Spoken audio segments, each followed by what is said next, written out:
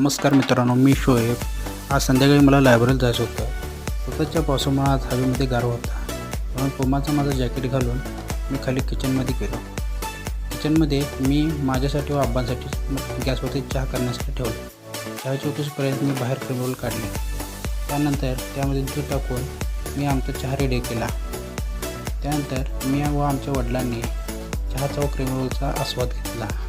त्यानंतर पाणी संपल्यामुळं जवळ असलेल्या वॉटर हीटरमधून मी पाणी घेतलं. त्यानंतर माझी ही पावलं मी वाचनालयाकडे वळवली. बाहेर पडताच पावसानं माझं स्वागत केलं. सगळा परिसर हा पावसानं भिजला होता. त्यानंतर मी सुद्धा पावसामध्ये भिजत पावसाचा आनंद घेतला. त्यानंतर मी आमच्या कागलच्या येथील महात्मा गांधी वाचनालयामध्ये गेलो. तुम्हाला वाचनाची आवड असल्यास आणि कोणी कागद असेल तर त्यांनी नक्की ते भेट द्यावी. व्हिडिओ आवडल्यास लाईक, शेअर आणि फॉलो करा.